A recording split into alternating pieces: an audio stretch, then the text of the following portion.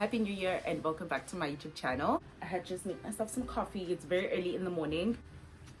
I have a couple of errands to run. Exclusive books in Gateway got an upgrade and I haven't quite seen it, and I really want to do that today. This video is basically me reading, book shopping, and also I want to show you guys my reading journal for 2025. This is going to be my ultimate book video. I think it's such a great way to start the year. I'm really excited about it, guys.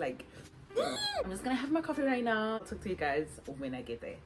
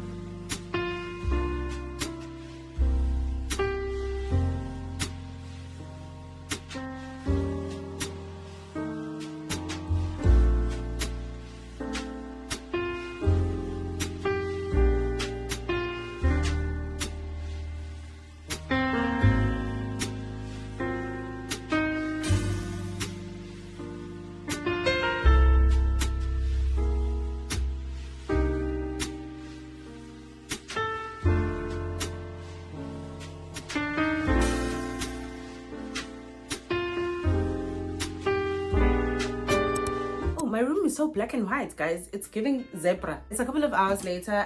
I have things to get off my chest. I went book shopping because I was very excited for the new exclusive books. It's gonna be a little bigger. It's gonna be upgrades, right? And there are upgrades, guys. I didn't show you because they were it was packed. Like a Vita Cafe, and then there's also a place where you can just read. The reason why I want to rant is the problem that I had with the old exclusive books. Besides it being disorganized, the stock of African fiction, or just black books in general, guys, and I couldn't even find Kennedy Ryan. What do you mean? Where are my people? Here are my people, but I don't see them. Also, just to have 3 shelves of African lit, that's all. What do you mean? That's my little rant of the bookstore. I complained about this to someone, and sometimes it's not the bookstore, sometimes it's the publishers. We order the books, but then it takes them a while to give it to us. And you know what? Fair. But I feel also as a country, we need to do better, especially when it's African stories. What do you mean I can't even find my people? Anyways, after browsing exclusive books, I was looking for the Book of Knots, which is the second book on Nervous Condition series. If you didn't know that, Nervous Condition is actually a series. And I have the third book. I don't have the Book of Knots, so I was looking for that specifically. And I was also looking for the trilogy of Ga Chinua Achebe, so I was looking for Things Fall Apart because I already have No Longer at Ease. Also saw some Sally Rooney, and I love me some Sally Rooney. I read Intermezzo last year. Honestly, I want to give it another try because I don't think I gave that book a fair chance. Oh, I ended up going to Bargain Books because I couldn't find the books that I was looking for. But I want to show you guys the 2 books. Let me talk about them. I'm gonna start with Kennedy Ryan, but this is the second book I read before I let go, and I absolutely loved it. Josiah is the man that he thinks he is, and he will forever be that man. But apparently the guy here is and I want to see it. I would like to see it. And this is Soledad's story. How Before Let Go ended, I was mad on behalf of Soledad. So excited to get into this book because we're following Soledad. I know that she is a single mom going through a divorce, or she is already divorced. It's basically a synopsis, and this is the last one. After all she's lost and found, can she be brave enough to make room for what could be? She better. There's also a book that I think that's going to be coming out in February, which is Kendrick's book. I cannot wait to get. Can't get enough. But yeah, this is the first book that I got. The second book is We Were Villains by ML Rio. One of the things that I'm going to be doing in 2025 is trying new genres. I think this is dark academia. I know someone said I should have started with the history of secrets, or the secret history. I don't know what it's about, and actually do not even want to read the synopsis of this book. I'm not gonna look the aesthetics up, none of that. I'm just gonna go in blind. That is a little book haul that I got for you guys, and one of the goals that I want to do for this year is not buy any books and just get through my physical TBR, because she is long. The books that I haven't read that I have on my shelf that are from like 2018. Saying that out loud is actually kind of crazy. 7 years, they've been on my shelf for 7 years and I haven't read them. Yeah, I need to do better. But yeah, so yeah, I don't know which section I'm gonna go. Whichever part I go to, let's go to that part. Hi guys, and welcome to my reading journal. So I've already made it. It's not like I'm going to take you guys through my creative process, like my opening page. I wanted to do like bubble type of like 2025. The theme for this is big green, old school, with the cutout of pages of a book that I didn't quite enjoy. Here I have a quote by Maya Angelou, and it reads, "When I look back, I am so impressed again with the life-giving power of literature. If I were a young person today, trying to gain a sense of myself in the world, I would do that again by reading just as I did when I was young. Some books lead you into a world of wonder. Others open your eyes to realities you would rather not see. But all of them teach you how to live." I really love this quote. I feel like it embodies what I truly believe about literature and what I get and what I have learned and what I am looking forward to into this new year. It's very simple. This whole page reminds me of Pride and Prejudice. That is basically like my opening page. And this is actually, I cut this out from a business card from a bookstore. So that's all for the cover page. Let's get to the fun part. This may just be, and I know it's simple, I think this just may be my favorite spread because I'm very optimistic about this year and the goals that I have. Let's just get into it. This page, I have my monthly faves. It looks bland right now, but I know by the time I am done, it's gonna look beautiful. I will be putting pictures and color pictures. I think they just look beautiful on a page that is basically like my goals and what I would like to achieve for 2025. Yeah, guys, that is the correct number you're seeing. I set to read 100 books. Last year was not great reading year for me. I didn't read as much as I hoped I'd read. We have kind of like tracker of the type of format that I will be consuming.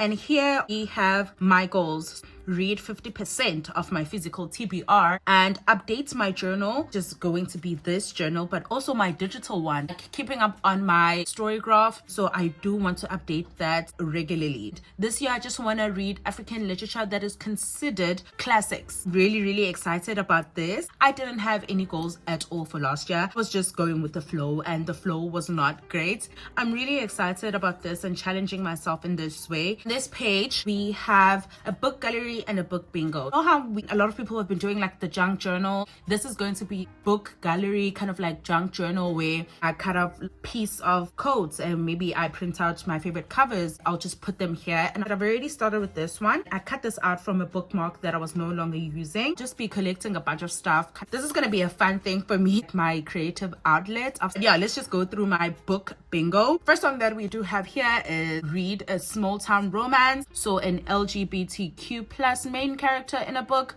You read books that I borrow from the libraries, because I know this is gonna be an easy peasy lemon squeezy. I'll probably check this off like very soon. I would like to read a book set in Ghana. Read a book that is made into a movie or a TV show. Obviously, circle back, a reread. I do know I have a bunch of rereads that I do want to read. Probably going to check it off sooner. This is also kind of special. I want to read a book that is published in 1997, and the reason why it's special for me is because I was born in this year. I'd like to read a book that has flowers on the cover. I think this bingo is gonna be fun. I would just like to read in one day. I also want to get out of my comfort zone and read thrillers and mystery. Another thing is finish a book series. My favorite things to do is just to make myself cry, and I would like to read a book that made me ugly cry. So that is my book bingo. This is going to be fun, just like to play around with and fill out. This one is actually a challenge that I'm really excited about. I went on my Instagram and basically asked, shout out to everyone who suggested through books people consider to be African lit classics, and I'm so excited for this challenge. So hit the same theme of like using book pages, and then here we have my January spread. We'll be writing books that I have read. said, I'm going to be writing my favorite book and my least favorite book of the month. And I'm going to be keeping track of the YouTube videos that I do post for that month. Obviously, I will write my favorite quote. That is all for this reading journal flip through that I have here. Not wait to show you guys as I fill it in. Let's go to the next part. I just want to show you, this is my new favorite thing. These glasses, I got them for Christmas. It was a Christmas gift. I love them so much. I love them. I want to drink everything out of these. We are back on reading. But I think it would be a great idea to show you guys that I had an attempt of doing this type of video before. I'm going to do some work in the meantime. I'll be back when I'm done with the work and then we can read. So let's go to that.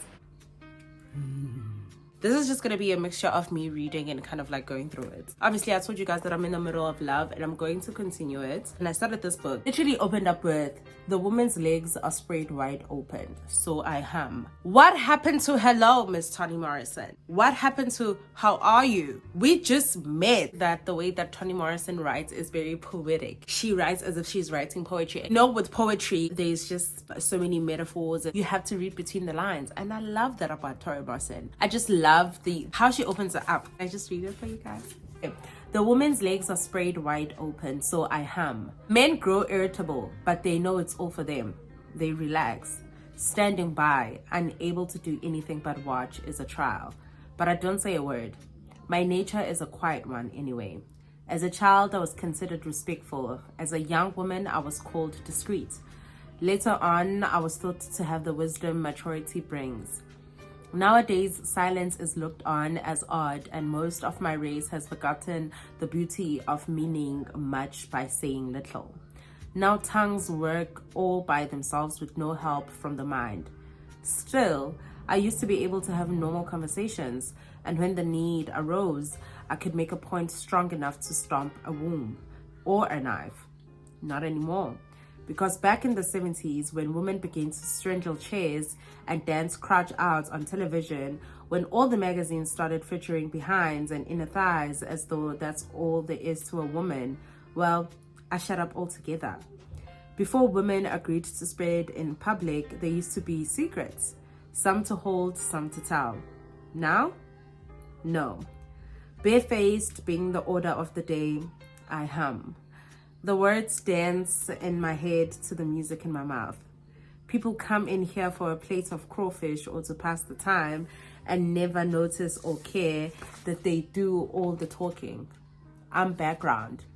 The movie music that comes along when the sweethearts see each other for the first time, or when the husband is walking the beachfront alone, wondering if anybody saw him doing the bad thing he couldn't help.